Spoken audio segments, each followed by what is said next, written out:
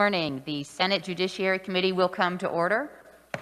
And I have a new gavel brought to me by our committee assistant who has been working hard with us all session, Miss Iris Evans. So thank you very much for the gavel. So it's beautiful and much appreciated. Thank you. Committee, our first order of business this morning is the confirmation hearing on Rebecca Dickinson as a member of the Crime Victims Compensation Board. The appointment was made by the Attorney General to fill the vacant position created by the expiration of Nan Porter's term on March 15th, 2021. KSA 74-7303 provides that any vacancy on the Crime Victims Compensation Board is filled by appointment by the Attorney General, subject to confirmation by the Senate pursuant to KSA 75-4315B. If confirmed, Ms. Dickinson's term will expire on March 15th, 2025. Committee, you have a packet of information regarding Ms. Dickinson, as we always do for those who are appointees coming before the Senate Judiciary Committee for confirmation. So I invite you to take a look at that. It has been available since the confirmation hearing has been on the agenda. So with that, we will proceed as we usually do in our confirmation hearings, with probably about 2 or 3 minutes of time for each senator alphabetically to ask questions of the appointee. And if you want to pass over when you're called on and we will return to you, that would be fine. We will have an opening statement and closing remarks by the appointee. So with that, then, we will turn to the appointee, Ms. Rebecca Dickinson, and invite her to approach the podium. You'll need to push the button there, make sure the blue light is on, speak directly into the microphone so all online can hear you as well. And please introduce yourself and welcome to committee. Thank you. Can you hear me? We can, yes. And we'll try to limit the opening statement to about 2 or 3 minutes. Oh, absolutely. Thank you. Yes. All right. Good morning. I am Becky Dickinson. I am honored to be considered as a candidate for appointment to a position on the State Crime Victims Compensation Board. I have a degree from Washburn University in psychology and French, with a certificate in Morita therapy. My experience working in victim services began in Topeka in 1998 at the YWCA Center for Safety and Empowerment, which was formerly the Battered Women Task Force. I held several positions while at CSE. My first was as public education and sexual assault counseling coordinator, which was a dual position. In the public education position, I was responsible for all training and education related to the dynamics of domestic and sexual violence and the victim experience. I presented to age groups from teens to adults. These workshops and trainings included training for law enforcement, community organizations, businesses, schools, and educators. As sexual assault counselor, I was responsible for counseling and victim advocacy for victims of sexual assault. In my longest position at CSE, I served as Director of Victim Services. This included supervision of all direct services, counselors and victim advocates, and the shelter staff. I was also responsible for direct service, counseling, and safety planning with victims. Finally, I ended my time there as Program Director, and I left the YWCA CSE due to the health issues in my family in 2011. I was fortunate over the years to attend a variety of workshops and conferences, both national and state, to increase my knowledge and competence in working with victims of crime. I regularly attended the Attorney General Crime Victim Conferences and workshops offered by the Kansas Coalition Against Domestic and Sexual Violence. Locally, I served on the Community Coalition Against Domestic Violence and the local SANE SART committee. Since leaving direct services, I have kept my connection to victim services by serving for many years on grant review committees for the Attorney General's office. In sitting on this board, I will be able to share views from the victim perspective to assist the board in making important decisions on victim compensation for the crimes that they have endured, if I am so honored to receive this appointment. With that, I know that committee time at this point in the session is very valuable, and the committee has my submitted materials for review. I would be happy to answer any questions that you have. Thank you, Ms. Dickinson. Committee, then we will open it up for questions. We'll start with Senator Baumgardner.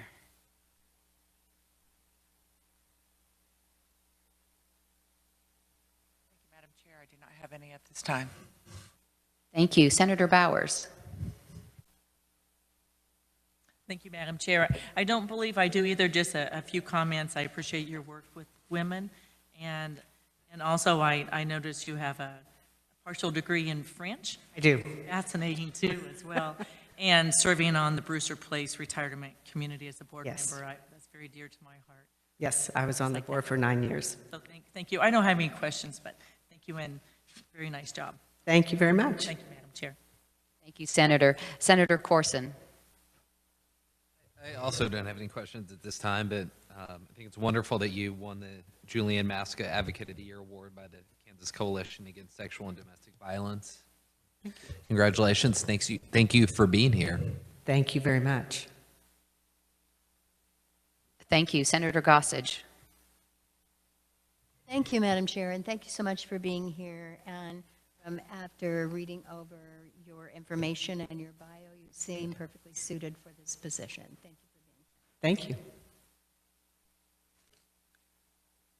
Thank you, Senator Pyle. Thank you for being here. Madam Chair, I have no questions at this time. Thank you. Thank you, Senator Thompson. Thank you, Madam Chair. Just share very briefly what your philosophy in compensating victims would be. My philosophy of compensating victims is to do so fairly, to evaluate the situation and come to a conclusion with others as to the most fair option for the trauma and or suffering that they have endured as a result of violent crime. What would you take into account with regard to making those decisions? I would take into account the severity of the violence. I would take into account the level of trauma that I believe or that is evidenced by the crime that the victim has endured and the loss that they have endured emotionally and materially as well. Thank you. Thank you, Madam Chair. Thank you. Thank you, Senator Wilborn. Thank you, Madam Chair, and I can thank you again for being here, and I think you can tell that not everybody's asking questions because they really don't know what the Crime Victims Board does. And I appreciated the questions from Senator Thompson as it relates to how you analyze that. And you've been attending these board meetings all along as a observer, is that correct? No, I have not. Okay, you have not. No, I have not. Do you see any problems with the present system that you think that should be changed? Since I've not attended those committees, I can't give you any observations on changes that can or should be made at this point. Well, again, thank you for being here. Thank you for your willingness to serve. Thank you very much. Thank you, Senator Baumgardner. Any questions? Thank you. Senators, any further questions? I'll ask or make a comment. I see from your work history that you've provided, you have been a long time, you've provided counseling coordination for victims, and you've been a victim services director. You have a long history of working in this area with victims of crime, and appreciate that long service already and appreciate your willingness to serve now in this capacity. And what made you particularly interested in this particular position? I see it as another way to serve victims. I have done direct service, as you've said, for many years, and this is just another level of service that I can offer in offering my perspective from the victim experience side to assist the board in making decisions for compensation. Very good. Would you like to make a closing statement? I just very much appreciate your time and your effort in reading through this, and I would be honored to serve on the State Crime Victims Compensation Board if I'm allowed. Thank you.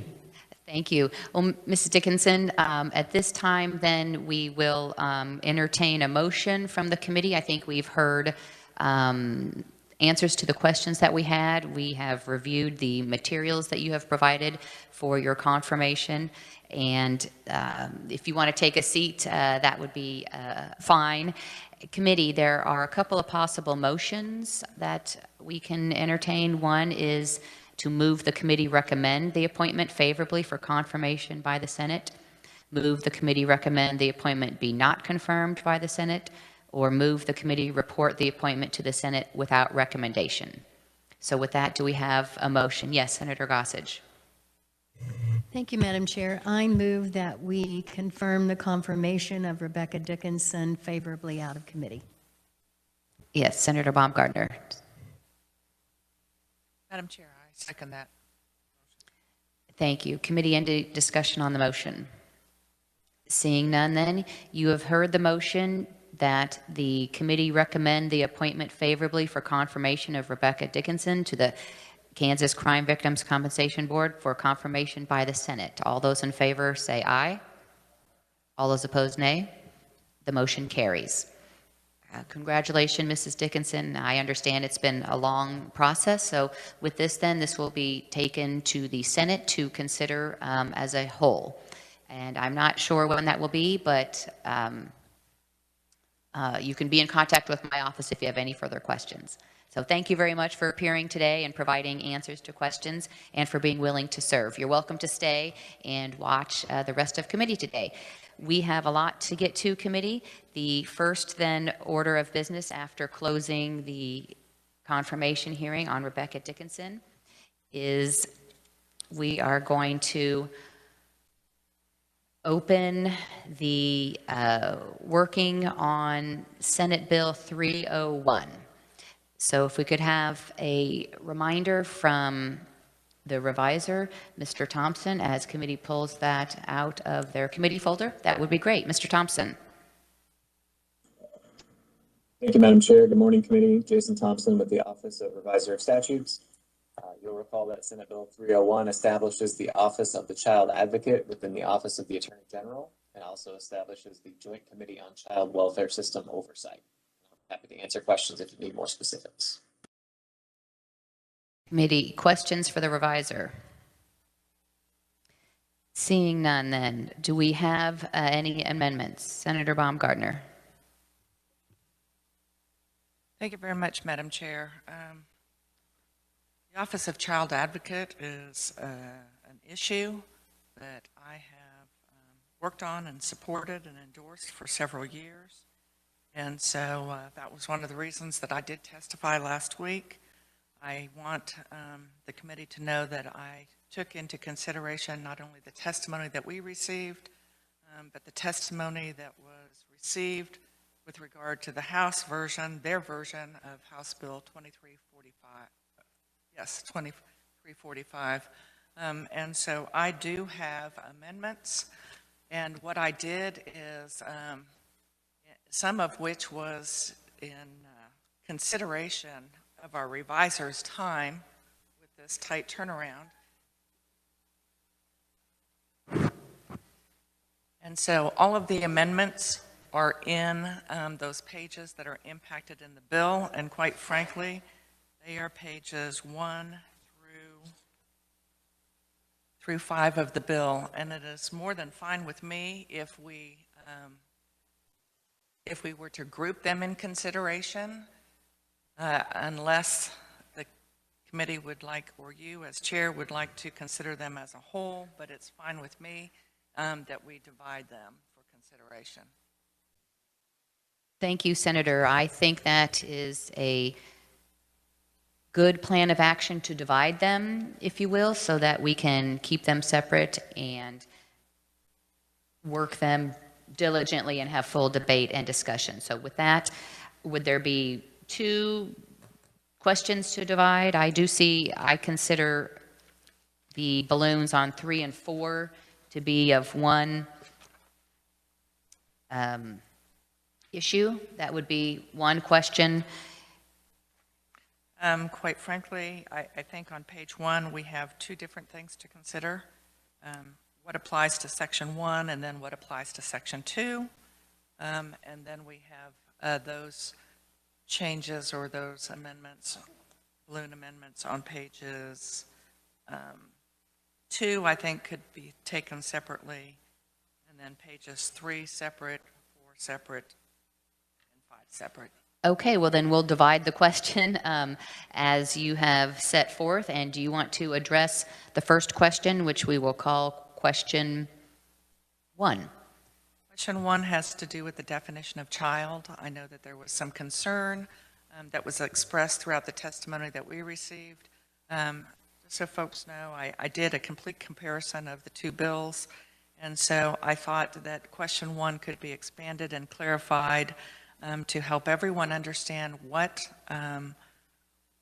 it would mean to constitute a child. So first is a child means an individual less than 18 years of age at the time such individual either is in the custody of the Secretary of Children and Families, was previously in the custody for children and families. So it might be someone that is aged out, or it could be a child that was in foster care, isn't in foster care right now. So a situation that might have occurred prior to them being transitioning out of foster care. C is may be alleged to be a child in need of care as provided in KSA 2020. Or D was receiving services, treatment, or other programs from the Department of Corrections. So it really clarifies that it could be, so types of issues of concern that would be reported to the Office of Child Advocacy would be those relating to a child in one or perhaps more of these 4 categories. Thank you. Committee, questions for either the carrier of question 1 or the reviser? Senator Pyle. Thank you, Madam Chair. I'm just curious about the C section where it says may be alleged to be a child in need of care. How would this deal with someone who's possibly turned in a family where they're turned in and the child is turned in as a child in need of care and it's an alleged? I mean, that you're going to encompass all of them? That maybe just hear some explanation on that, please. Senator Baumgartner. Thank you very much, Madam Chair. That is simply they haven't gotten into the sync system, so it is, and it might be that claim that they are a child in need of care, and this hasn't been addressed yet. So that Office of Child Advocacy is going to address issues. You know, we talked about the young child Olivia, the 3-year-old, and there was that sense of, even though there were repeated contacts with DCF as well as with law enforcement, nothing was done. So that would be one of these issues that would fit in to an alleged child in need of care.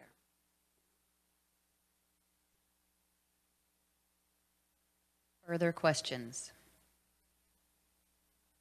I have a question for either the carrier or the reviser regarding that same subsection, capital C, may be alleged.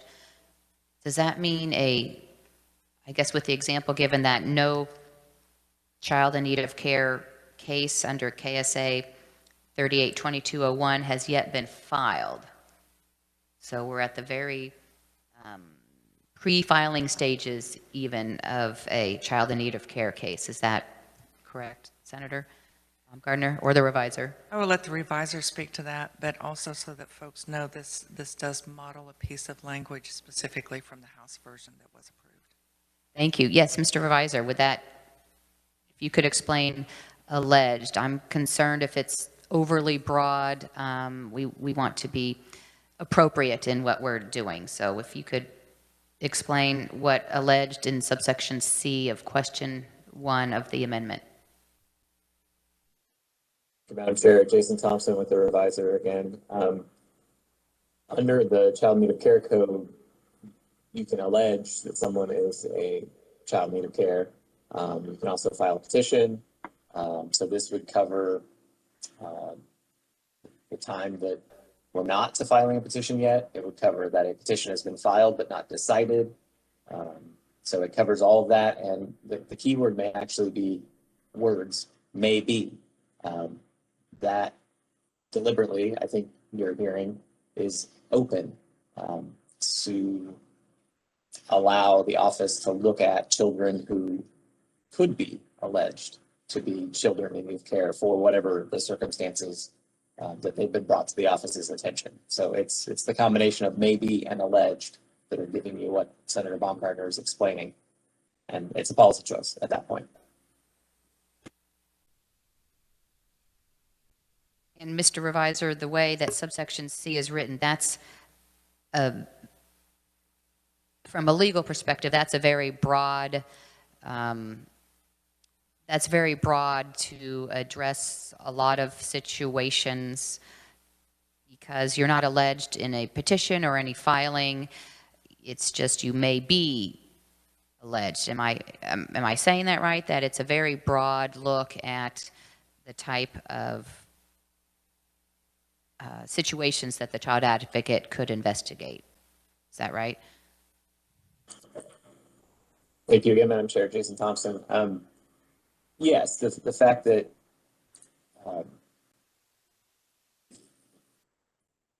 if it just said is alleged to be a child in need of care, that's one thing legally. If it's they could be, they may be alleged, that's another potentially, legally speaking. And so it would be the office would have to decide, do we have jurisdiction essentially to look at this claim case by case? Is this a child who may be alleged to be a child in need of care? And we can look at this case. I think if a petition has been filed, easy. They clearly have been alleged. If a proceeding is on the brink of being filed, if an investigation is underway, probably have a good case. If it's just the first time that we're hearing about these things and they think they have a case that this child may be alleged to be a child in need of care, those might be the harder cases for them to decide if they have jurisdiction or not. But this wording is I think, by the proponent or by the senator who's making this amendment, is deliberately open to allow a little bit of discretion for the office based on those situations. Thank you. Committee, further discussion on the amendment? All right, Senator Haley. Along that same line, Madam Chair, and I guess this is probably for Mr. Thompson and not so much for Senator Baumgartner. Is this new definition or expansion of the definition, is it found somewhere else in our statutes or conflict with so broad an expansion for the definition of child or someone in receipt of services to his knowledge? Mr. Revisor, Mr. Thompson, if you can answer.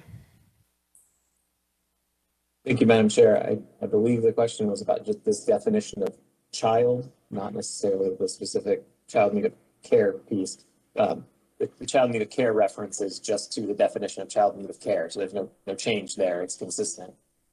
This definition of child is just to narrow the scope of the act to focus on children or individuals who are under 18 at the time they were receiving or services from the Department of Corrections, for example, or they were in the custody of the secretary, or they were alleged to be a child in need of care, or they may be alleged to be a child in need of care.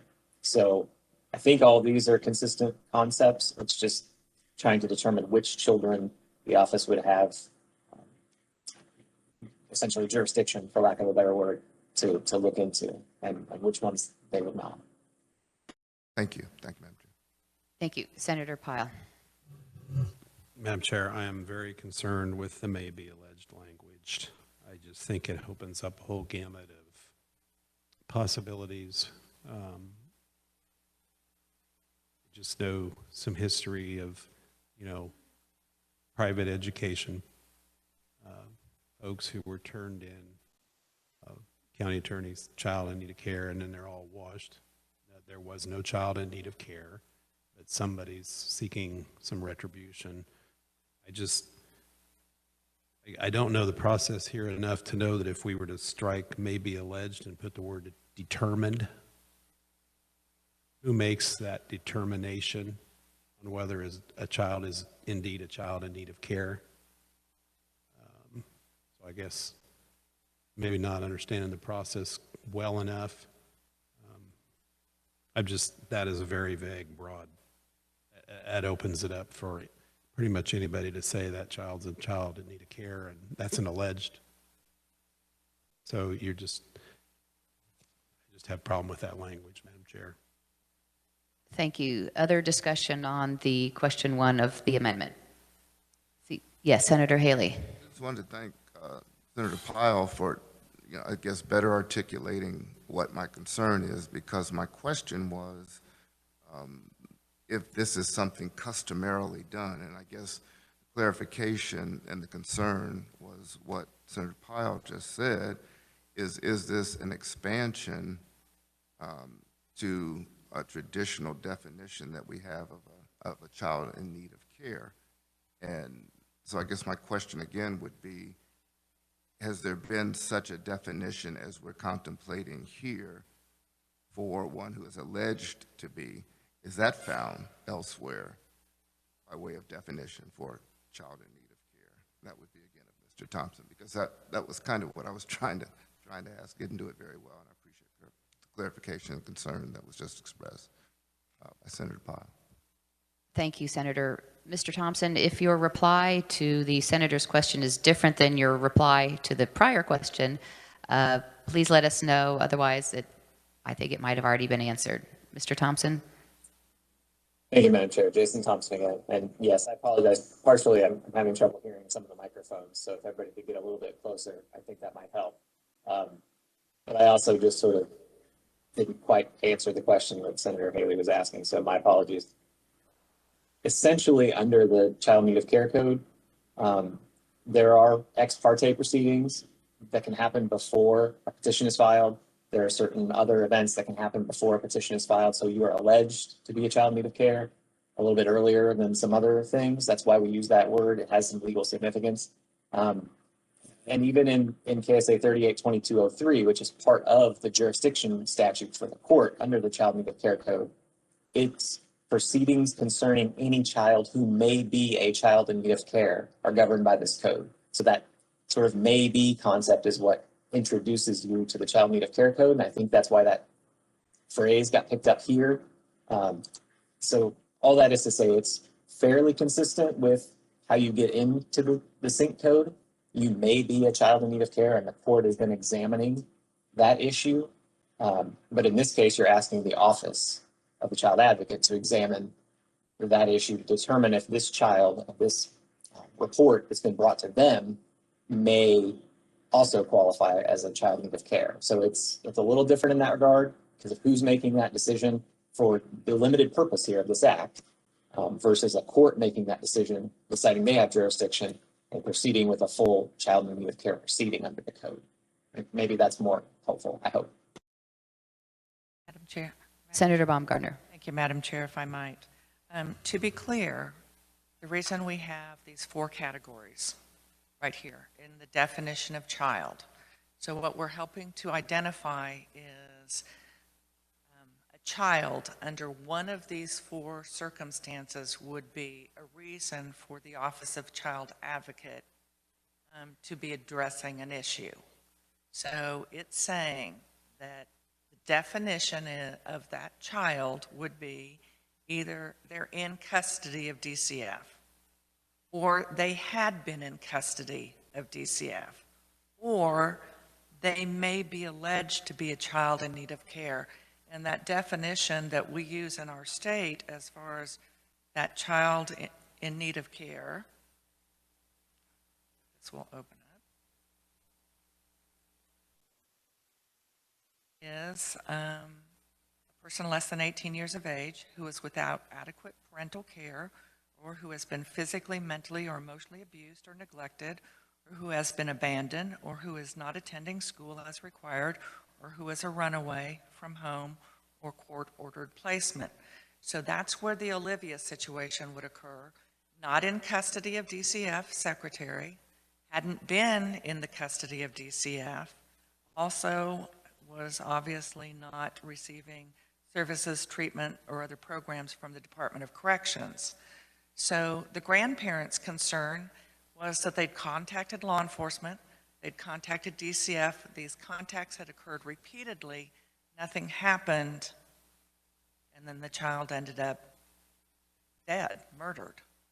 And so that would be one potential reason that someone would call or contact the Office of Child Advocacy, is if they felt they had gone what would be the normal avenues, contacting law enforcement or contacting DCF using that 24-hour day, 7-day-a-week hotline, and yet the child still appeared to be potentially in need of care. When we consider that SYNC child, of course, it has to go through that judicial process, but that, what we see in Section 1, those definitions, that's just identifying the types of things that individuals would contact that Office of Child Advocacy about. And the reason I felt we strengthened this with these 4 categories, as there was concern in our testimony that child was perhaps too broad, that it might include those whose siblings, parents, or other caretakers have been subject of report of abuse, or those that were receiving any services from contracting agencies. Well, some of those services include receiving TANF. And we don't think that if you have an issue with TANF, that's necessarily a need to contact the Office of Child Advocacy, unless, of course, there were other underlying issues, such as maybe this child really is potentially in need of care, a potential SYNC child. So that's why we use that language, because if we didn't put that language in there, it would only be that they could address issues of someone being served through DCF in the custody with DCF, or someone who had been, or someone who had been in the Department of Corrections. So this gives that additional recourse if we've contacted these other groups and still nothing has happened and they're still concerned. Thank you. Committee, I think we've discussed question 1 of the amendment. Do we have a motion? Senator Baumgartner. Thank you, Madam Chair. I will move the motion for this definition for Section 1. Is there a second? Senator Gossage. Any discussion on the motion? Yes, Senator Pyle. Madam Chair, I make a substitute motion to adopt the amendment without the words "may be." I will go as far to keep alleged, because that means someone has to make a statement. But may be. So I make the motion, substitute motion, to adopt the amendment without the 2 words "may be." That's a conceptual amendment. Mr. Revisor, can you follow that amendment? That substitute amendment? It's a substitute motion for a substitute amendment. Thank you, Madam Chair. Jason Thompson, yes. The boxes here, the first 1, 2, 3, 4 boxes on the balloon without the words "may be" right there in subparagraph capital C. Thank you. Is there a second for the substitute motion? Senator Thompson. Discussion on the motion. Senator Baumgartner. First of all, I see this as a friendly amendment. I think we might need the word "is" in there, so that it reads, such individual, if you, up above, on line 15, it says, child means an individual less than 18 years of age at the time, such individual, and then you jump down to alleged to be. So is alleged to be, maybe? Okay, thank you. Mr. Revisor, would that be a substitute motion for the substitute motion? Thank Or- you, Madam or- Chair. Jason Thompson again. I was just rereading that as a complete sentence, as you're supposed to do with those. And yes, it would need an is or a was. And if Senator Pyle, as the maker of the motion, would like to insert one of those words and have Senator Thompson agree with the second, I think you're fine with your substitute motion. But you probably want to avoid a substitute to a substitute. It gets a little. Absolutely. Yes, Senator Pyle, then back to your motion. So I'll withdraw my motion. Okay, and I believe my second will agree. And do we have a And I withdrawal will- of the second? Yep. Yes. And then I will make a new substitute motion that we replace the words may be with the word is, and then the rest of the amendment stands. I'll second. Is there a second? Senator Baumgartner. Happy to second. Thank you. The committee discussion on the motion, substitute motion. All right, seeing none then, you have heard the motion. Just to clarify, it is with regards to the first 4 balloon amendments on page 1, and it is to strike the words in the 4th balloon, may be, and to then insert is. Do we need a /was, or is appropriate, Mr. Revisor? Thank you, Madam Chair. Jason Thompson again. It's probably a policy question. It is essentially, I think, a policy question. We have is in the custody, was previously in the custody, is alleged to be a child in need of care, was receiving services. So I think you're grammatically consistent. At that point, you might have a policy issue. Okay, well, the substitute motion is to substitute the words may be with is. So with that, then, committee, you have heard the motion. All those in favor say aye. All those opposed, no. The motion carries. Then we will go to question 2. Senator Baumgartner. Thank you, Madam Chair. This has to do with the new section 2, and that is with regard to is addressing the concerns that all of the power and all of the authority of this is in the hands of whomever is the Attorney General. And what it simply does is it outlines a process that I think you guys will find very familiar. And when there's a vacancy, and that includes this first appointment, the Attorney General will notify the chairperson of the Joint Committee on Child Welfare System Oversight. The Joint Committee on Child Welfare System Oversight will receive applications for the position of child advocate and recommend 3 child advocate applicants to the Attorney General, who shall appoint the child advocate, and then it will go before the Senate for confirmation. This is modeled, I know that there was significant angst that was shared in our hearing. This is modeled after how our Supreme Court members are appointed. So the Oversight Committee will be that Joint Committee on Child Welfare System, and they will take those applications, they will consider them, and they will come up with a recommendation of 3 and move those forward to the Attorney General to make that appointment, and that will be confirmed by the Kansas Senate. Thank you, Senator Baumgartner. Just to be clear, question 2 of the division of the amendment is the 5th box on page 1. Is it also the 6th box? It is, 5th and 6th. 5th and 6th box on page 1, or excuse me, 5th and 6th balloon on page 1 of the amendment. Committee, any questions for the carrier of the amendment? Seeing none, then, do you have a motion to make, Senator Baumgartner? I move my amendment. Is there a second? Senator Thompson. Any further discussion on the motion? Seeing none, then, all those in favor say aye. All those opposed, no. The motion carries.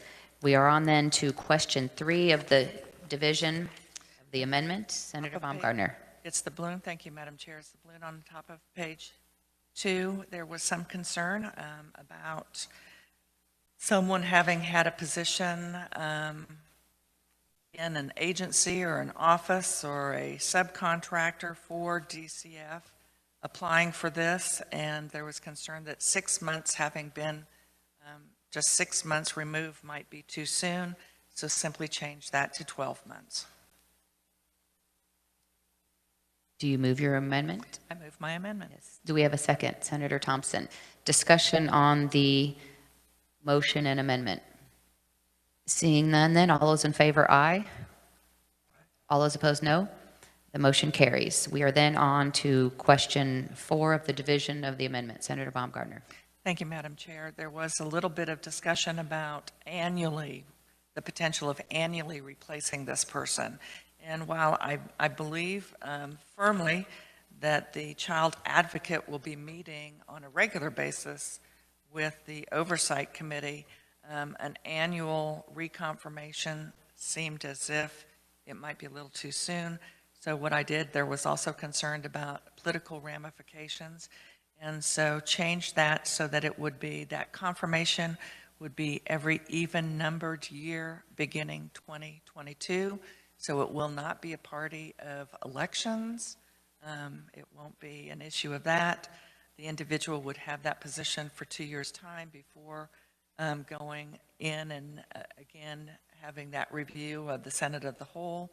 And I thought it just made sense. Thank you. Committee, questions for the carrier of the amendment? Seeing none then, would you like to close? Yes, I move, I guess this would be the 4th amendment. Yes, it's the 4th division of the amendment, and it's the second balloon on page 2. Do we have a second? Senator Gossage. Committee, you have heard the motion. All those in favor, aye. All those opposed, no. The motion carries. We are then back on the bill for question number 5 of the amendment, which would be on page 3. Thank you, Madam Chair. This simply indicates, so it's having access to, including the right to, and inspect and copy. There was concern, would this mean that the child advocate or members from that office would be going into offices? And so it simply clarifies, request the copies of. So once you get that copy of course, you'll be inspecting it and reviewing, but it's just changing that language to the requesting the copies of relevant child records held by law enforcement agencies, the clerk of any Kansas court, etc. I'll move my amendment. Thank you. Is there a second? Yes, Senator Thompson. Committee discussion on the motion and amendment. I have a few questions about it. I understand the explanation and the intent behind the amendment. However, I'm thinking, is the right to inspect, does that versus request copies of? I'm concerned that if we're requesting copies of, that may cause undue or unnecessary delay for the Office of Child Advocate to actually be able to inspect the records. We have no time frame for the request of the copies to be satisfied and the production of the copies. So I'm a little bit concerned with the amendment. Just wanted to throw that out there. Yes, Senator Pyle. Well, and there is a need to, Madam Chair, it's one thing to request copies, it's another to be allowed to receive them. I could put in requests all day long. I've tried to do that with the Adjutant General on PPE and still don't have sufficient responses to my request. So it's one thing to request copies, it's another to receive them. So maybe we should add request and receive, and then you need to figure out your time period, Madam Chair. Thank you. Committee, further discussion on the motion and amendment. Senator Gossage. Thank you, Madam Chair. The way I read this, it says have access to, and then if you skip that middle part, relevant child records held by law enforcement agencies. They do have access to them. I'm sorry, closer. Thank you. They do have access to them, and the little insertion is including the right to inspect and copy. So it's not forbidding them to get them, correct? So That's I a would be good fine question with for the either. reviser. Yeah. Mr. Thompson? Thank you, Madam Chair. Jason Thompson with the Revisor's Office. Senator Gossage is correct. This is an inclusive clause, right? So the office shall have access to all of these relevant records. And an example of that access in the balloon case would be including the right to request copies of those documents. So I think the office would have a legal argument that we have access to these records. This is just one example of that access. And so they could tell these entities that the records need to be provided in some sort of timely manner. As you'll see on the next page, they might also have the ability to get a court involved if they needed to. So I think you're following the language correctly. I guess I should just stop there. Thank you. Senator Baumgartner. Yes, Madam Chair. Simply, this balloon is brought about based on testimony and concerns that we heard. But if this committee would like to have it remained inspect and copy, I'm comfortable with that. Committee, further discussion on the division and question 5 regarding the balloon amendment on page 3. Senator Thompson. Thank you, Madam Chair. I think the intent is to make sure that those copies are obtained. And so whichever of the two, I think, gives us the strongest position that requires that those copies be provided, I would be fine with, and I would suggest maybe request and obtain copies of, and then put a, I don't know what kind of time limit you should want to put to that, but perhaps within a certain amount of time, maybe a few days or something like that. It shouldn't be that hard, you wouldn't think. Thank you. Senator Gossage. If we read it this way, have access to relevant child records held by the law enforcement agencies, including the right to inspect and copy them, is basically what we're saying, right? So I think it's fine just to leave the language the way it is. Madam Chair? Thank you. Yes, Senator Baumgartner. Did I move this? I don't think I've moved this. Did I? Or did we? I think it's been moved and seconded. Then I will withdraw that. Okay. Do we have a withdrawal of the second? Yes, Madam Chair. Okay. Is there any, then there's no motion regarding question 5 of the amendment on page 3. Moving on to page 4, which would be question 6 of the division of the amendment. Senator Baumgartner. Thank you, Madam Chair. What this does is it strikes subpoena materials or witnesses. I know there was tremendous concern that children and parents and neighbors and teachers would be subpoenaed. And so in looking at what was a potential remedy for that, I was given advice that requesting judicial approval to subpoena materials or witnesses was appropriate.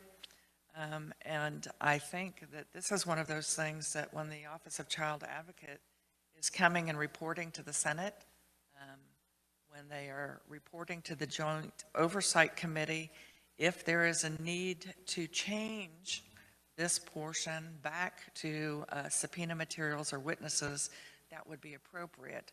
But at first blush, there was certainly concern in our testimony last week with regard to the subpoena power of the child advocate. And so that's why this request judicial approval is put in there. So I think I'll let us discuss first before I move. Yes. Thank you. Committee, discussion on question 6 of the division of the amendment. I understand the concern of those who provided testimony, and again, regarding my concern and question 5 of the division of the amendment, is requesting judicial approval, is that too much of a delay, or is the committee comfortable with that policy? I'll also then ask the reviser, do we need clarification in the statute or the bill, if it were to become statute, on page 4, lines 5 and 6 on page 4, serve interrogatories? Do we need to define what we mean by that and refer to the Chapter 60 type interrogatories? Or is that a policy decision? Thank you, Madam Chair. Jason Thompson. I don't know that it's really a policy question. It is kind of just a wording choice. Under all of these, statements under oath, that has a pretty well-defined meaning. Serve interrogatories had a fairly well-defined meaning, but if you wanted to cite something under chapter 60 and get down into the weeds a little bit there, we could do that. I think most attorneys would identify serve interrogatories as having a particularized meaning. I don't know if that could be misinterpreted in some way that I'm not seeing, but we just tried to not bog it down with an extra reference unless as a policy matter you thought it was needed. Okay, thank you. And I'm just wanting to also give notice to persons who aren't also attorneys when they read the statute that it's clear. Committee, Chapter 60 is the Code of Civil Procedure regarding civil litigation, and there's a discovery mechanism in there called interrogatories, and there's certain parameters and requirements of how you serve them and how you respond to them. But again, that's a policy choice to leave the language as is. Regarding the request for judicial approval to subpoena materials or witnesses, any other discussion? Seeing none, then, would you like to close, Senator Baumgartner? Yes, Madam Chair, I move my amendment. Do we have a second? Senator Thompson with the second. Committee, you've heard the motion. All those in favor, aye. All those opposed, no. The motion carries. We are then on our final question of the division of the amendment, question 7 on page 5. Senator Baumgartner. Thank you, Madam Chair. This actually was some housekeeping that I did with the revisor. There was a little bit of concern about would protections be made available to all individuals? Would confidentiality requirements be followed? And so with the assistance of the revisor, we simply put in those statutes so that it was quite clear what that expectation would be. So all that does is serve to truly clarify the state statutes that would be required to be followed. Committee, questions on the amendment? Seeing none, then, Senator, would you like to close? Yes, Madam Chair. I move my balloon amendment that's on page 5. Is there a second? Senator Thompson. Committee, you've heard the motion. All those in favor, aye. All those opposed, no. The motion carries. We're back on the bill. Is there further discussion or further amendments? Yes, Senator Corson. I have an amendment, Madam Chair. Would you like to distribute it? I mean, I do. I believe Ms. Evans has it, and Mr. Thompson should be able to project it. Okay. Should I go ahead? Would you like to, let's get the amendment distributed.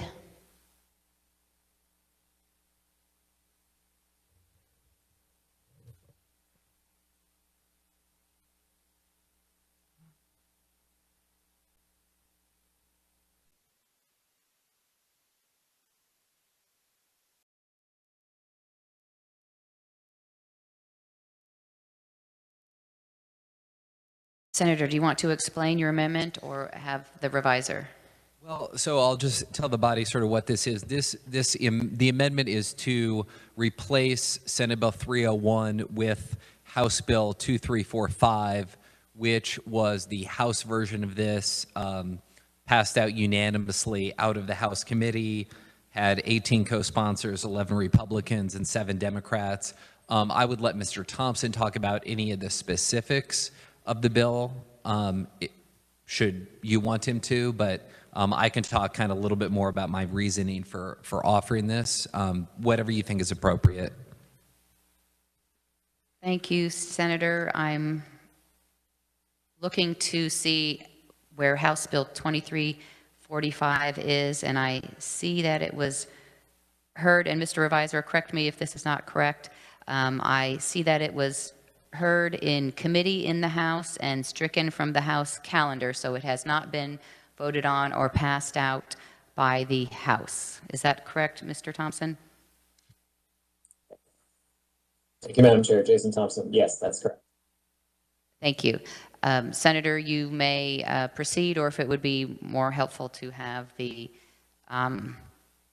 revisor explain what House Bill 2345 does and Well, thank you, Madam Chair. So I brought this amendment because I desperately want to have a child advocate in the state of Kansas, and I want to get this done this session, which is why this is being offered. As I mentioned, this House bill has broad bipartisan support. I am worried about the number of amendments that we're making to 301 at the last minute. To me, this feels a little bit rushed when we have on the House version a really good bill that has been worked on for 4 years. It's been worked on by children's advocates, by the judiciary, by a bipartisan group of legislators. And I'm just worried that now at the close of session at the 11th hour, we are trying to kind of on the fly come up with an entirely new bill. This House bill has, I mentioned, 18 co-sponsors, 11 Republicans, 7 Democrats. If you look at their names, which are on the bill, they're from all across the political spectrum in terms of ideology. You know, one of the things I was concerned about SB 301 is that there was not a single proponent of the bill other than politicians and their staff. We heard testimony from child advocate groups that they desperately wanted to have a child advocate, but they were not able to support 301. When 2345 was heard on the House side, it had 23 proponents. It had no opponents. It passed out of committee unanimously, the Children and Seniors Committee. And I, again, am offering this in the spirit of let's get this done this session, and I believe this is the best vehicle for us to do this. It's already, they've been on record, the Republican chair of the House Committee on Children and Seniors, she told the Topeka Capital Journal that she does not support Senate Bill 301. Neither does the ranking member of the House Committee on Children and Seniors. So I'm offering this because I desperately want this position and I want it this session. So thank you, Madam Chair. Senator Baumgardner. Thank you, Madam Chair. Not quite sure where to start, but we'll start at the beginning. With regard to the chair of the committee saying in a newspaper that they supported this, that's interesting because when we had our joint committee, our joint oversight committee, she went on the record with the Associated Press that now is not the time to even be working on this. In fact, she refused to have any type of a hearing on the Office of Child Advocacy. So you can take what's in a newspaper and it switches with the winds.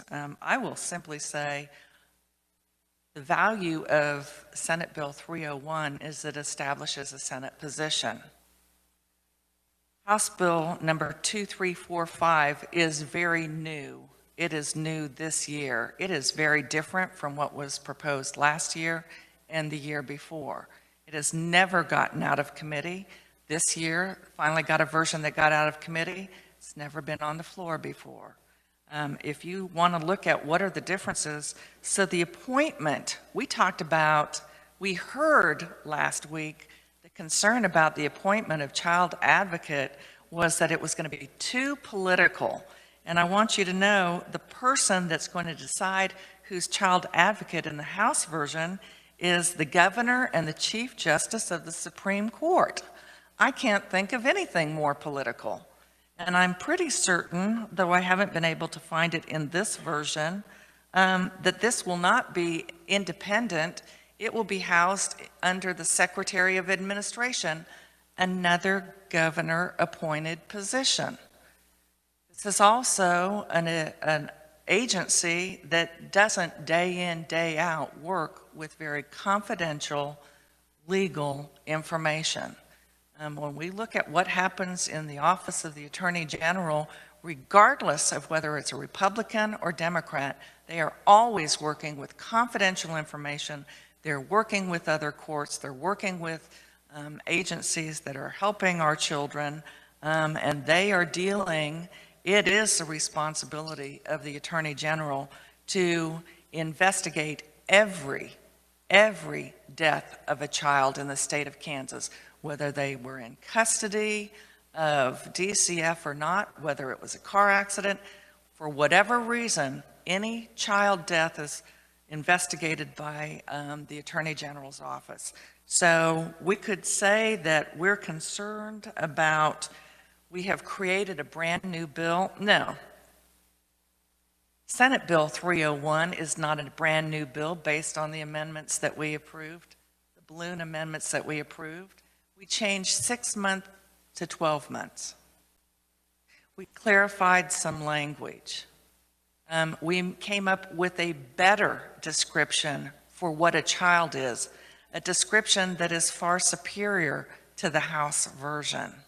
And quite frankly, if we want to have Republicans and Democrats, House and Senate, if we want there to be oversight on that selection process, the Senate version is far superior. It is far superior, and it will be done in open light. An appointment by the governor and the Supreme Court justice, the Chief Justice of the Supreme Court, will not be done in light. And so if we want a transparent Office of Child Advocacy approach, the Senate bill is superior. And I guess I would finally add, if what we wanted to do is pack this room with testimony, we could have done that. We could have done that. But keep in mind, the advocates for the House version, for the most part, are people that are either working within the agency, contracted by the agency, or receiving grant money from the agency. I do not want the fox overseeing the chicken coop. I want this to be an independent office that is dealing with real, serious, important issues with regard to the safety of the children in our state. I want it to be as independent as possible, and our best approach for that is Senate Bill 301. Thank you, Madam Chair. Thank you. Senator Thompson. I would concur with Senator from Miami, Senator Baumgartner. I just look at the difference. 19-page bill from the House, 5 pages of succinct draft on the Senate side. There's no way we would spend hours trying to digest the changes in 2345, whereas we've had a robust conversation about 301, and I would agree that this is not the time or place to do that. Thank you, Senator. Just a point of clarification. The amendment that you had with the balloon amendments is just the several pages of the bill that we are amending. The Senate Bill 301 is 21 pages. Very good. It is. Yes. Senator Baumgartner. Well, and the other component is it does codify. Make sure you have your mic on, please. It does codify what we have worked in the House as well as the Senate with regard to that language for that oversight committee. So that is all in here together, bundled. Thank you, Madam Chair. Yes, Senator Corson. Thank you, Madam Chair. Yeah, the 301 is a 21-page bill, so it's actually longer than in the House version. But I just want to comment on a couple of things that the good senator from Miami said, just to clarify some parts about the House bill, so we're all kind of on the same page as you consider this amendment. The way the appointment processes work is it would be a joint appointment by the governor and by the Supreme Court, but it would still be confirmed by the Senate. And the idea with that was you're bringing in all branches of government to have some stake in who this person is. So again, you'd have the executive branch working with the judicial branch to select someone, but then they would be also then subject to the same confirmation process, just much like what we went through earlier today with the Crime Victims Compensation Board, and as we've done with Court of Appeals judges, where the Senate would still very much get to weigh in and get to have a voice in this process, and that's why that approach was taken. You'll remember that during the testimony, we learned that there are 21 states that have some form of a child advocate / inspector general / ombudsperson, and only one of those states, Nevada, hosts that position in the Attorney General's office. So my view is that if that was truly a best practice, more states would be making that determination instead of just one state out of 21. To clarify, there was discussion, this position would not be housed in the Department of Administration. It would be housed in the legislative branch, much like the Division of Post Audit is. I think that that has certainly worked really well, having post audit in the legislative branch in terms of holding executive branch offices accountable, and that's why this bill puts this function in the legislative branch. And again, want to clarify just what was in the Topeka Capital Journal. So this bill, the amended HB 2345 House bill, it did pass unanimously out of the House Committee on Children and Seniors. So I want to give that point of clarification.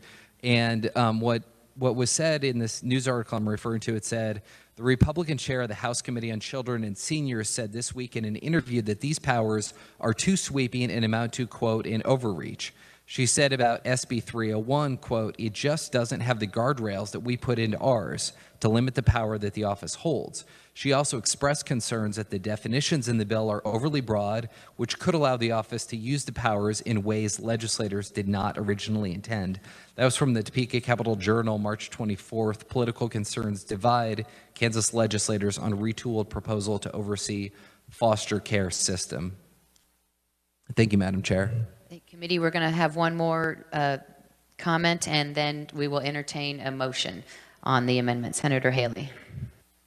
Much of it was covered by the discussions that have been had, Madam Chair, that I had. I did want to point out that in looking at the fiscal note, first and foremost, for both 2345 and for 301, seems to be about a $140,000 difference or so. 2345 being the leaner and more fiscally affordable. I did want to point that out, just looking them up online. And I would appreciate, or do appreciate, that should 2345 be considered, that the amendment that we put on 301, the first amendment, I'm sorry, the second, not the definition of child, but the one for how the membership is named. In other words, applicants to put their name in it, and to have that decision made, and not just through direct appointment.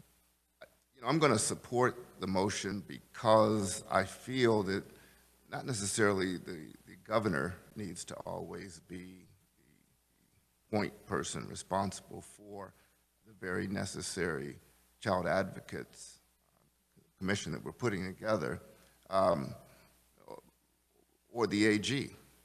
But I think the court system has the skill set, that's the breadth of the understanding of many of these issues. They're not the foxes guarding the chicken coop. They are indeed the ones who often get the best evaluations that will reach from this commission to them. And I'm not a big fan of either the AG or the governor, in full disclosure, having that, but the default, I guess, would be the courts kind of being involved, and that leans, or has me lean more toward the House version. Thank you, Madam Chair. Thank you. Senator Corson, would you like to move your amendment? I would, Madam Chair. Thank you. I move my amendment. Is there a second? Senator Haley.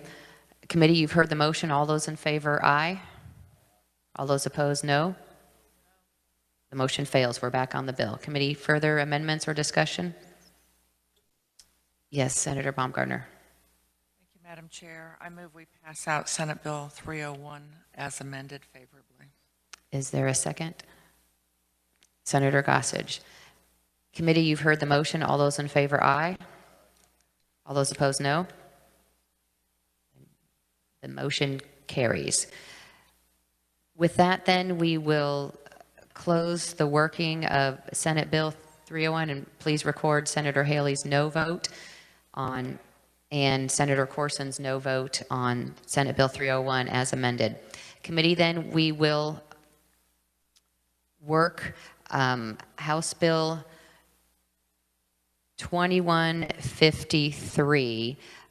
We've heard that, and we're going to use that as a a shell to put in the contents of Senate Bill 301 as amended. If I could have a motion in that regard. I'm going to pull up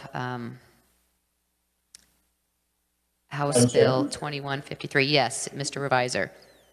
Thank you, Madam Chair. Jason Thompson with the revising.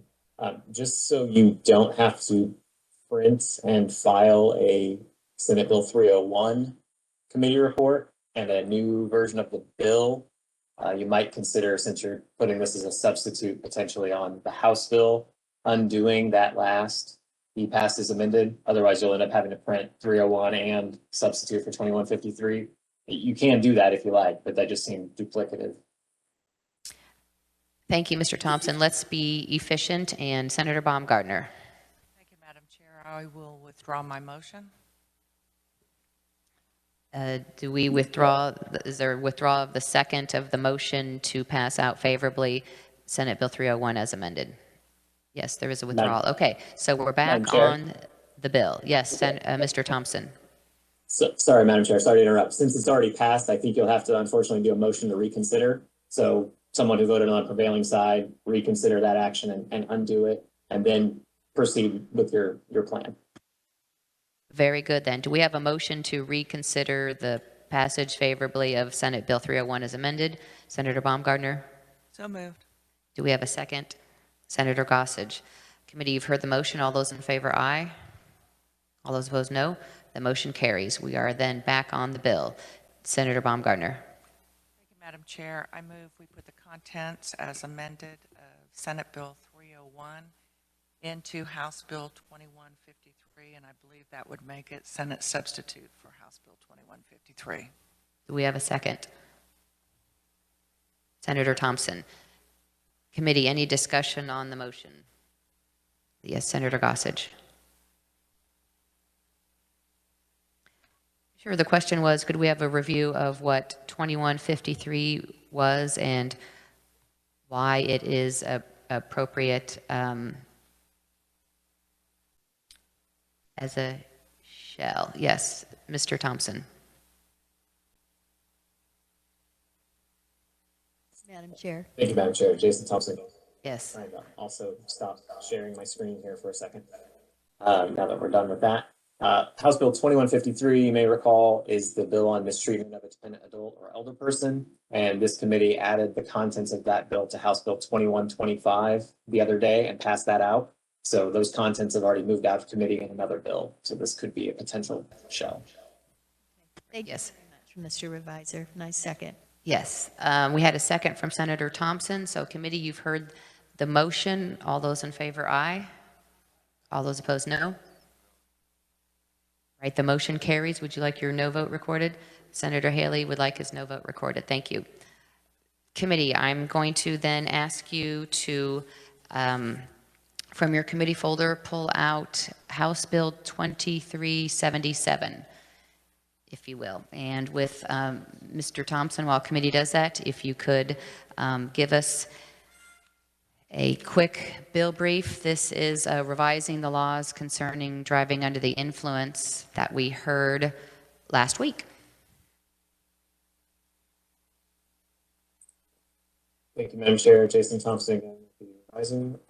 You're correct. House Bill 2377, as amended by the House Committee, is the bill that revises the laws concerning driving under the influence, deals with authorizing reinstatement of a driver's license for certain persons with emission interlock device restrictions, requiring emission interlock device program completion before driving privileges are fully restored, and provides for interlock device program costs to be reduced for certain persons, and finally modifies the criminal penalties for both commercial DUI and non-commercial DUI, in addition to a number of other changes we discussed at the hearing. So be happy to answer questions. Thank you. Committee, questions for the reviser? Seeing none, is there discussion on the bill? Yes, Senator Haley. Yes, thank you, Madam Chair. I have an amendment. Yes, would you like it distributed? Please. And would you like to explain it or have the reviser? I'll take a stab and ask the reviser to correct where I may have misstated, if indeed I have.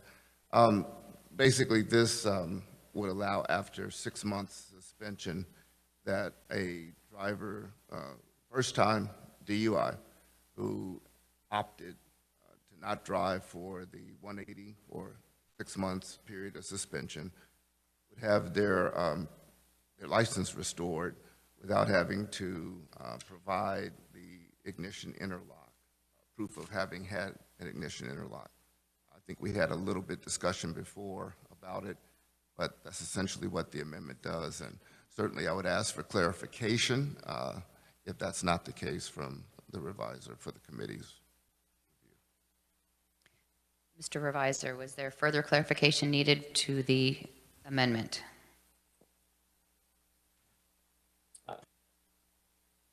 Madam Chair. Thank you, Madam Chair. Jason Thompson again with the revisor. Not necessarily clarification, just if you wanted any sort of technical explanation, it does have to add another statute to the bill. And I can walk you through the mechanics of it, but Senator Haley is well versed in this topic, and the main change is here on page 17 of the bill to once the 6 month period is over, the suspension could continue or the person would be allowed to apply for interlock, but it would be an option, not a requirement. Thank you, Mr. Thompson. Committee questions for the revisor or the carrier of the amendment? Yes, Senator Gossage. So I'm seeing all of this attachment, or will that be explained to us, and will this attachment A? Mr. Revisor, could you explain attachment A of the amendment? Yes, thank you, Madam Chair. Jason Thompson again with the revisor, and this was the technical aspect I was speaking to. So we have to add KSA 8-1014. It's not currently in the bill. It is the companion to this statute, KSA 8-1015, which is on page 16 and 17 of the bill. This is in the administrative penalties section of our DUI law. And so the attachment A, you'll notice this is all current law language, normal print. The only change is on page 2 of the attachment in subsection B, paragraph 2, capital A, where, I'm sorry, B1, capital A, at the top of page 2. On the first occurrence, someone is suspended for 30 days, and at the end of the suspension, currently they're restricted as provided by 8-1015B. This would allow them to be either restricted or continue their suspension as provided in 8-1015B. So a small change, but a necessary change because of the reference between the two statutes.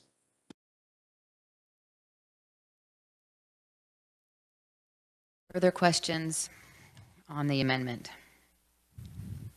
Yes, Senator Gossage. Yes, thank you, Madam Chair.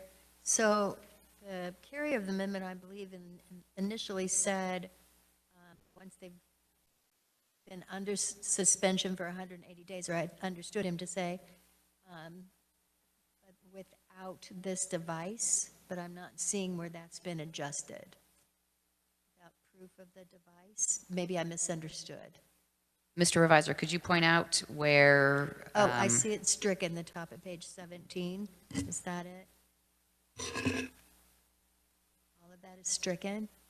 Or is that the strikeouts on pages 16 through 17 in section 5 of the bill? Is that where we're striking if you don't have an interlock? You don't need an interlock device if you're not going to drive during the, is it the revocation period or the suspension period? Mr. Revisor. Thank you, Madam Chair. Jason Thompson. Those strikes on 16 and 17 are in the bill. That's not added by the amendment. And that's one of the reasons I try to call out whenever the balloon does a strike, because it gets confusing about what's in the underlying bill and what's in the amendment. Those are in the underlying bill. There is no strike necessarily here. It's the addition on page 17 that accomplishes Senator Haley's stated goal. So subsection B1 on page 17, current law says you get your suspension under 8-1014. That's the other section that we're amending here. And once that suspension is over, the division shall restrict you to driving for 180 days to only driving with an interlock device. So this is a first-time offender. They have a suspension. When that's over, they have a 6-month interlock requirement. The insertion here allows the option. You either continue the suspension for a further 6 months, which means you can't drive, or if you're caught driving, you're driving while suspended and subject to the penalties provided by that law. Or you seek the application or make application to the division for interlock instead. And you would have to have that for 180 days and then also comply with the program before you release from that program as required by the bill as amended here. So it's the insertion that provides the option. There's not necessarily a deletion that provides the option. Thank you. Committee questions for the reviser or the carrier of the amendment? Yes, Senator Baumgartner, then Senator Wilborn. Madam Chair, go ahead and let Senator Wilborn go first. I'll go second. Yes, Senator Wilborn. Thank you, Madam Chair. I have some concerns with this amendment, and I'd like to ask the carrier of the amendment. It appears like this really weakens skin in the game, and what we're trying to accomplish here is to be certain that the defendants also have the right to, this would waive their responsibilities as it relates to the first-time offenders and puts them in a separate class. Is that correct? Senator Haley. Thank you, Madam Chair. To put them in a separate class, Madam Chair. Yes, Senator Wilborn. Category. Senator Haley. What this is intended to do is to not require ignition interlock for first-time offenders. That a first-time suspension upon conviction for ignition interlock would serve their suspension time, and that after that time has been spent, that their license would be restored without having to show that they have driven with ignition interlock. That was the original intent of our DUI law, and now what has happened is first-time offenders are having to show that for the period of their suspension, in order to have their license reinstated, that they actually had ignition interlock for that same period of time, and that was not what was intended in the original law. I hope that answers the question. Senator Wilborn. Thank you, Madam Chair. I know Representative Ralph chaired a special committee on this through the Judicial Council, and they met for over 2 years, almost monthly. And it's my understanding, correct me if I'm wrong, that you were invited to these committee meetings and were unable to attend. If that is the case, then this would have been very important for that committee to properly evaluate. Is that correct? Senator Haley. No, Madam Chair, I don't recall having been invited to the meetings. I do know that the Judicial Council did have a special, that this was a part of their consideration, but I certainly would have been there had I known. Or I don't know. I'll try to peruse my my email and see where that might be, but I don't recall having been invited. Senator Wilborn. Thank you. Well, my understanding that you were invited, notified and invited to attend these, and this would have been valuable information to have there at that special hearing, because it does have a major impact. It changes course. It may be the right course. I don't know, but I just know that you had an opportunity to offer this at that hearing, and it would have been considered. And I just think this is not ready for prime time. Thank you. Senator Baumgartner. Thank you, Madam Chair. I can't support this amendment because I'm pretty certain that it goes against the DUI Commission, and that is something that they are very much opposed to. So I would be really reluctant to support something that, one, they haven't had an opportunity to weigh in on, and you know, they increased the time without the IID to 5 years, but I think that you know, what they're trying to do is jump right. What we have heard repeatedly in this Judicial Committee is to address that first-time offender, that first-time DUI offender, so that there aren't situations that we often hear of where it's perhaps the 5th, 6th, 7th, DUI that's occurred before someone is finally incarcerated. So I can't support this because it is against what the DUI Commission is working toward. Yes, Senator Wilborn. Thank you, Madam Chair. And I do have one more question for the carrier of the amendment. And do you have any idea as to the impact on the Department of Transportation funding and the rules that they have as it relates to changing the rules as far as highway dollars? Senator Haley. My understanding, Madam Chair, is that this would not disaffect our transportation, our national highway transportation funding. That we have, there are different sanctions that can be taken for first-time DUI offenders, and that the installation of ignition interlock or lack thereof is not one of the considerations that will change the funding that Kansas currently receives. We're compliant enough that this would not change that.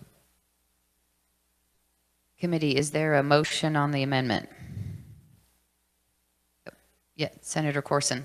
So the way I'm understanding this, and the carrier can correct me, because before we vote, I just want to make sure I'm understanding this. It seems like this is just, the intent of this is just to avoid the situation where somebody gets a DUI, they're not driving their car, they don't own a car, they therefore don't have a vehicle that they could install an ignition interlock on. They may not have the means to purchase a vehicle, and if their license is going to be suspended anyway, they probably wouldn't. I feel like that is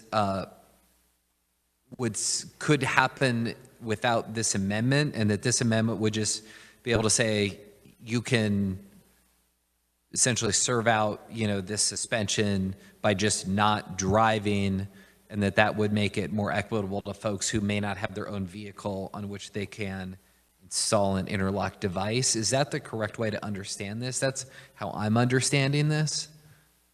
That's either a question for the carrier of the amendment or the reviser. Well, Madam Senator Chair, if I Haley. might, that's actually what has happened. The two people, two constituents that I know, that's actually what happened. One has not owned a car, did not own a car, was a first-time DUI offender, was celebrating a graduation and drank too much wine, and was even on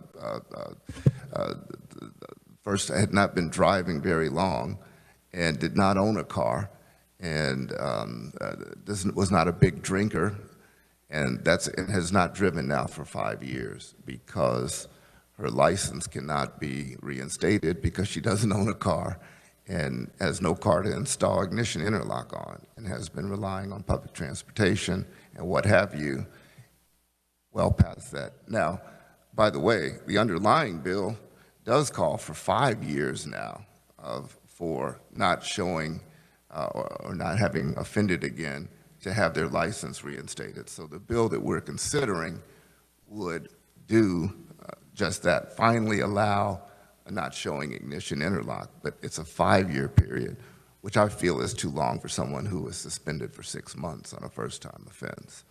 But indeed, not owning a car is a big problem with those who may have a first-time DUI offense and not having that to install.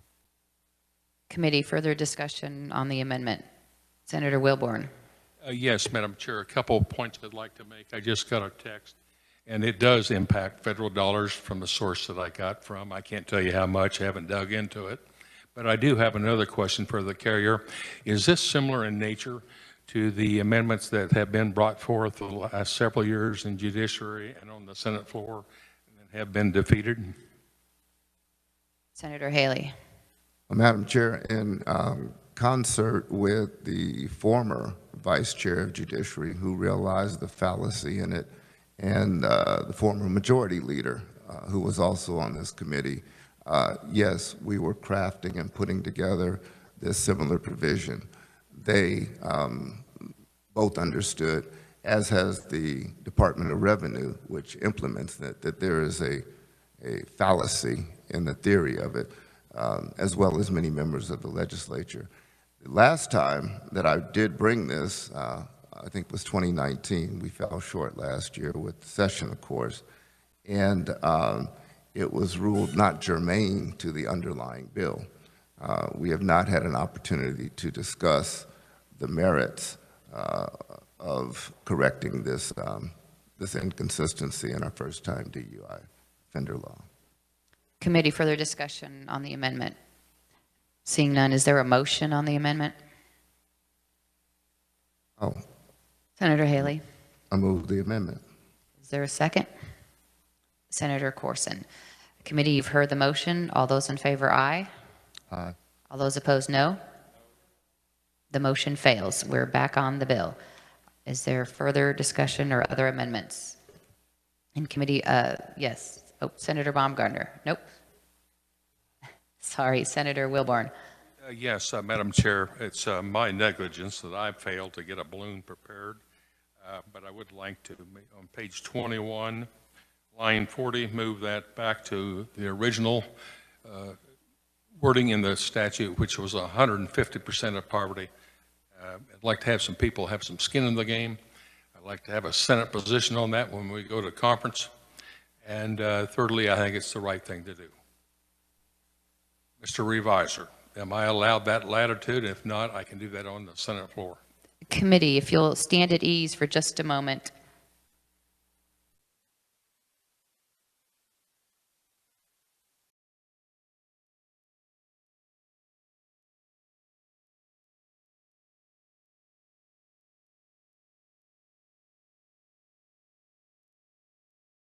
Thank you, Madam Chair. We do have the amendment here.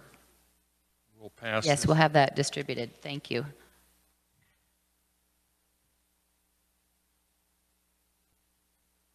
I didn't realize it was ready. It's very simply on page 21, simply reinserts 150% and makes the adjustment on page 35, 50% of the program costs, and strikes the lines 38 through 43. Puts it back to where it was before.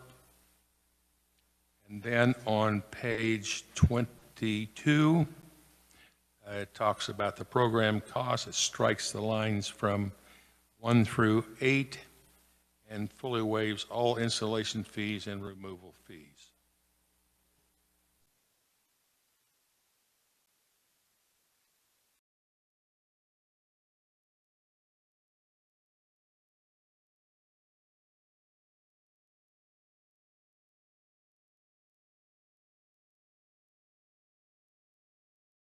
Senator Wilborn.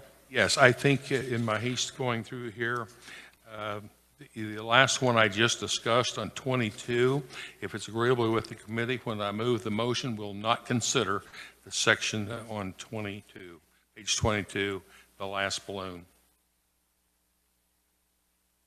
Are there any questions? Mr. Reviser, with, we've kind of then got a conceptual amendment to the interlock fees, 150% of poverty level amendment, as just read by Senator Wilborn. The balloon on page 22, the conceptual amendment would be to strike the balloon. Would that then require that, is that appropriate as a conceptual amendment? Thank you, Madam Chair. Jason Thompson with the reviser, and my general answer is yes, if the chair will allow it. It's always appropriate. Unfortunately, I drafted this amendment sort of generally for maybe another member, and it is drafted the way the Interlock providers requested it in their testimony, which contained that piece on page 22. If Vice Chairman Wilborn is offering the amendment as page 21 only, perfectly fine with me, and perfectly able to make that motion and get a second, and that's fine with me if it's fine with the chair. Senator Wilborn, what's your preference? Thank you. If I understood the reviser correctly, he said it would be agreeable to offer the amendment with only the changes on page 21 and strike the page 22 as far as the amendment goes. Is that correct? If that's the preference, then committee, the amendment is the balloons on page 21 only. So with that, discussion on the amendment. Senator Haley. Well, I don't know if there's a motion or a second on this, but my concern is going to be obviously that, well, first maybe I should ask, does the carrier of the amendment know approximately what 150% of the federal poverty level is in terms of how much that is? What is the federal poverty level right now? 20? I'm sorry, Senator Gossett, did you have a response? It's about 12,500. 500. Okay, well, obviously be 150% of that, so whatever that calculation is. About 18,000, I think. Yeah, 18,000. Thank you, Madam Chair, and thank you, Senator Gossage. So my concern continues to be, as we just discussed in the previous amendment, you have to understand, and I know many people don't, that there are a lot of people who are driving in this state and in this country who don't have the means, who don't have the funds, or to hire a really nice attorney if they're caught on the first time drunk driving. They can't get skilled counsel to even bail them out if they're caught on the first time drunk driving.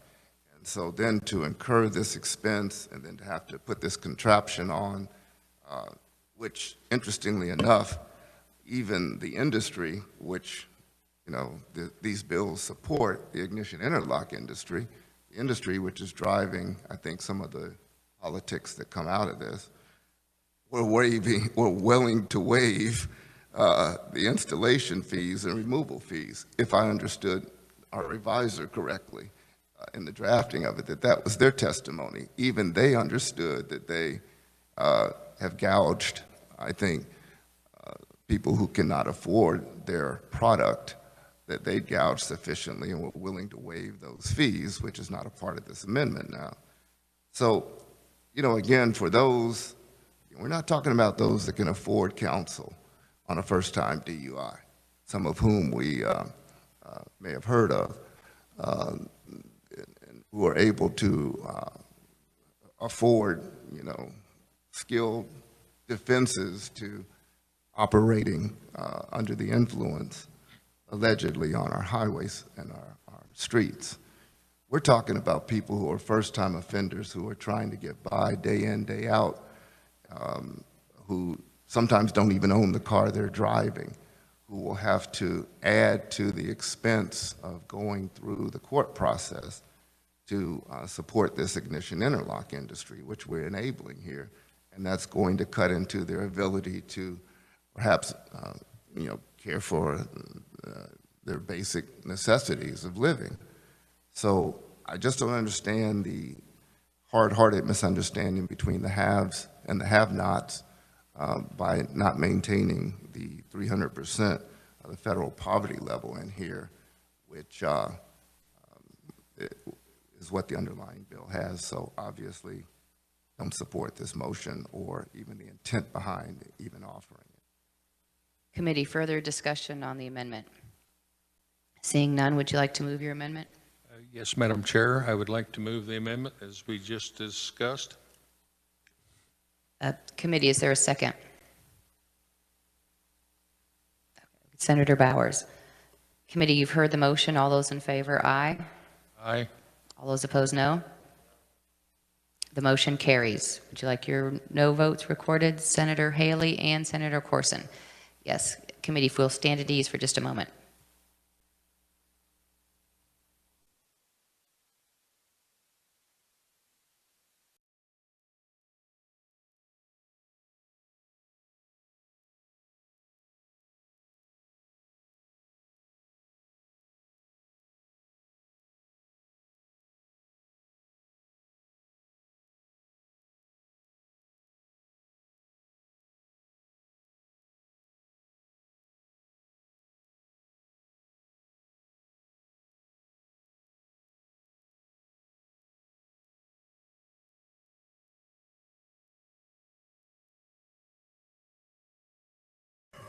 Thank you, committee. Is there further discussion on the bill? Senator Wilborn? Yes, Madam Chair, let me get this shared out. I do have an amendment here.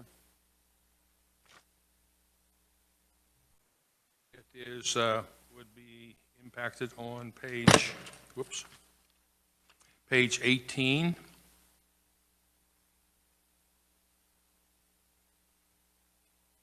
Would you like the reviser to explain the amendment? Yes, would you please? Yes, Mr. Thompson? Thank you, Madam Chair. Jason Thompson. I'm trying to share my screen, making sure I have the right amendments. I'm sorry, it's the interlock compliance amendment. Very good.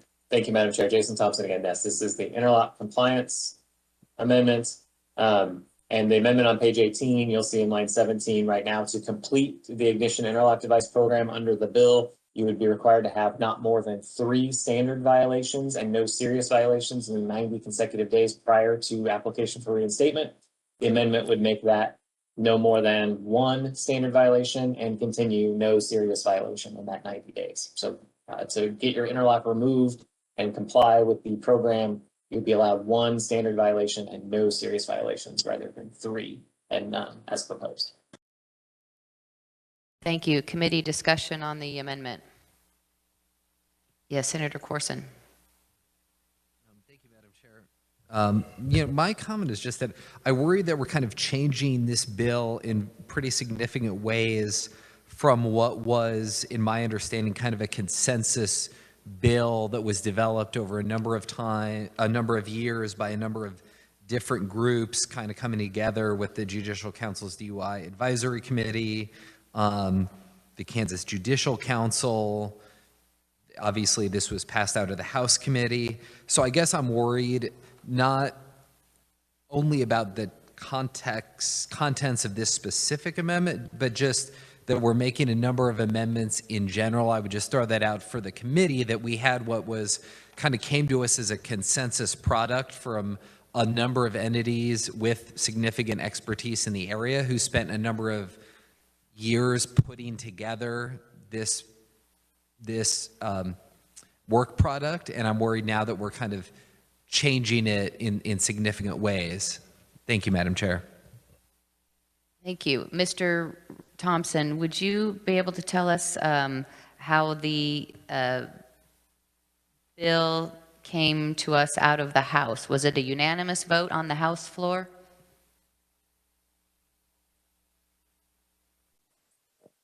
Thank you, Madam Chair. Jason Thompson again, let me pull that up and make sure that I give you accurate information. I don't believe it was unanimous. I just want to give you the right numbers. It was 101 to 23. Thank you. Okay, so not unanimous out of the House. Looks like some, that's about almost a fifth of the House. But anyway, in any event, so a further discussion on the amendment. Seeing none then, do we have a motion on the amendment? Would you like to close? Senator Wilborn? Yes, Madam Chair, I move my amendment. Is there a second? Senator Bowers. Committee, you've heard the motion. All those in favor, aye. All those opposed, no. The motion carries. We are back on the bill. Are there further amendments or discussion? Seeing none then, do we have a motion on the bill?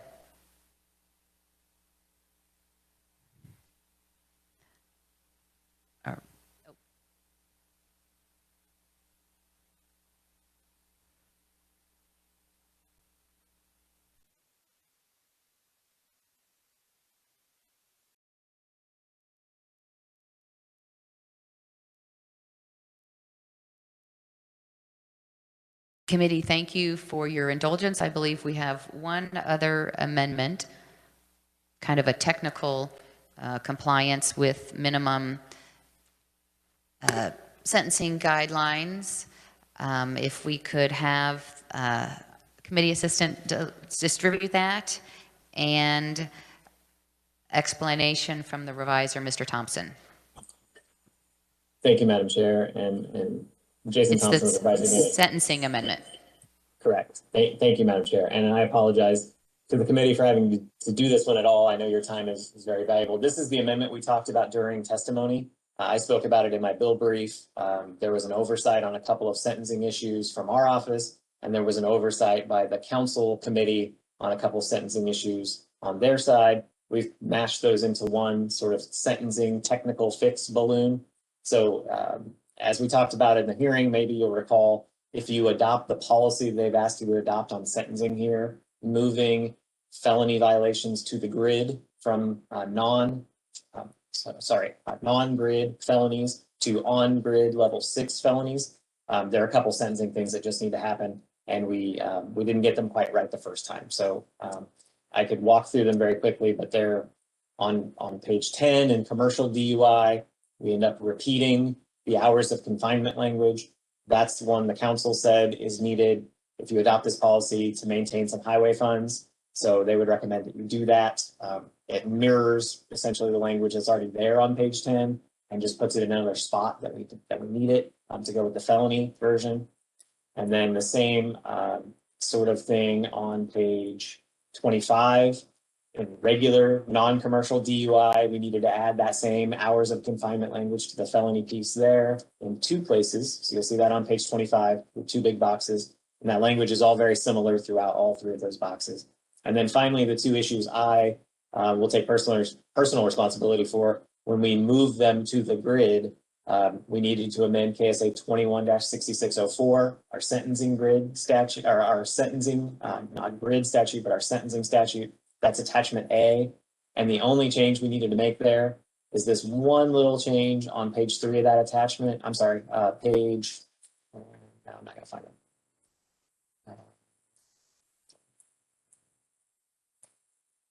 It's such a small change, it's really hard to find. We remove a citation to KSA 8-1567 somewhere in this large attachment A, and it is not revealing itself to me, and I'm going to try to find it. But I can assure you there's a technical fix in there that needs to be made because it references that statute. Oh, there it is. It's right there on page 12 of the amendment, attachment A, page 1, right in subsection A3. In felony cases, except for DUI and commercial DUI, the court can include confinement in a county jail not to exceed 60 days. That exception applies to current law because those are locally served. So it doesn't make sense to have 60 days in jail and a mandatory sentence in jail. Now that conflict is removed because these folks would be sentenced to a prison sentence, the recommendation is to remove those references. And that's what section 10, attachment A would do. And then apologies for taking so long here because I couldn't find the change. And then the second one is in the grid statute itself, page 18 of the attachment. There's the current subsection of the grid, subsection I, that says, notwithstanding any other provisions, imprisonment terms for certain felonies are served locally, not in the state facility run by the Secretary of Corrections. So we need to remove the references to DUI and commercial DUI there because that would no longer be true for those violations. Those would be served with the Secretary of Corrections. And if we don't make this change, that couldn't actually happen. We have a conflict in the language. So this is the one that I really should have caught the first time, and I hope that you'll fix if you want to adopt the policy that's in the bill. Mr. Revisor. Committee, questions for the revisor? Do I have a motion regarding the amendment? Yes, Senator Wilborn. Thank you, Madam Chair. I'll move the amendment, admitting that I do not fully comprehend it. I think, do we have a second on the motion? Senator Thompson. I will second with the same concerns as the vice chair. Well, Mr. Revisor, in a nutshell, does the proposed amendment, does it bring Kansas statute, were this to become law, into compliance with the federal sentencing guidelines that we need to make this correction? Thank you, Madam Chair. Jason Thompson again with the revisor. And yeah, I'll try to keep it much simpler this time now that I've run through it. How about 20 words or less? There you go. It's 2 parts. One half of the amendment does exactly what you just said. Allows federal funding because of mandatory minimum hours of confinement. Part 2 is changes to sentencing statutes that our office recommends to make this an on-grid felony versus a non-grid felony. That's it. Thank you. Further discussion on the motion then. Committee, you've heard the motion. All those in favor, aye. All those opposed, no. The motion carries. We're back on the bill. Any further amendments or discussion? Seeing none, then do we have a motion regarding House Bill 2377 as amended? Yes, Senator Gossage. Madam Chair, I move that we pass House Bill 2377 as amended favorably for passage. Thank you. Do we have a second? Senator Thompson. Committee, you've heard the motion. All those in favor, aye. All those opposed, no. The motion carries. Committee, we have gone past our designated hour, but if I might have your indulgence for one more piece of business, and then we will adjourn. If we could get out, and hopefully I think it will be pretty straightforward, if you could get out of your committee folder House Bill 2082. And while you do that, we'll have the reviser quickly remind us what that's about. And go ahead. Thank you, Madam Chair. Jason Thompson with Advisor. House Bill 2082 is the bill that authorizes Crime Victims Compensation Board to waive certain application time restrictions and add certain children to the definition of victim. You'll recall this is the children who witness a violent crime when they're under 16. They would not be considered a victim entitled to certain compensation. And then victims of certain sexually violent crimes would be entitled to a longer sort of statute of limitations for claiming mental health compensation from the Crime Victims Compensation Board. Thank you, Mr. Thompson. Is there an amendment? Senator Baumgardner. Thank you, Madam Chair. They are actually passing the amendment out. It addresses issues that we talked about during the hearing. On page 5, there was a question with regard to children that were witnesses of a violent crime when they were 16 years of age or younger. And what this does is, if they were small children, but they don't develop those psychological issues or aren't in need of intervention, this allows that. First balloon is that they can file a claim before they turn 19 years of age. So it allows them ample time. It isn't that 2 years after they've witnessed the violent crime. And I've heard repeatedly from families that they need more than those 2 years as the kids grow up and develop. And then the second balloon is with regard to those that are victims of the, I think they're severe sexual crimes. And it puts in there, the claim is filed with the division within 10 years of the date such crime was committed, or if the victim was less than 18 years of age at the time such crime was committed, the claim is filed within 10 years of the date of the victim turning 18 years of age. So it gives it some guardrails. Thank you. Committee, questions on the amendment? Yes, Senator Haley. Just a note, Madam Chair, there are no other amendments on 2082, and it did come out of the House unanimously. I'm just looking at 125 to nothing. I understand the intent of the amendment. I just don't know if it would have to be revisited on what up to this point has been a pretty well-received and perfect legislation. Well, we're thinking the House will concur, so with our good work here in the Senate Judiciary Committee. Other discussion on the amendment? Seeing none then, would you like to close? Thank you, Madam Chair. I move my amendment. Is there a second? Senator Thompson. Committee, you've heard the motion. All those in favor, aye. All those opposed, no. The motion carries. There was going to be, we'll close working on House Bill 2082. There was going to be some further discussion and potentially working on, or at least further discussion on Senate Bill 2. Yes, Senator Baumgardner. Just want to double check. We moved the amendment. I Well, that is true. Thank you, Senator. So we will open back up Working House Bill 2082. It's been a long hearing today, committee. Is there a motion to move, is there a motion regarding House Bill 2082 as amended? So moved. Yes. Is there a second? Senator Gossage. Committee, you've heard the motion. All those in favor, aye. All those opposed, no. The motion carries. We'll close Working House Bill 2082 then.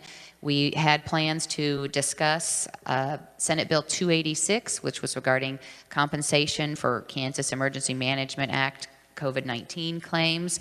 We are clearly out of time, but it is an issue that the Senate will continue to work diligently on this session and to possibly have further discussion and further hearings on it this session. So with that, committee, I appreciate your indulgence and your hard work and those following along online. And with that then, thank you for committee staff as well.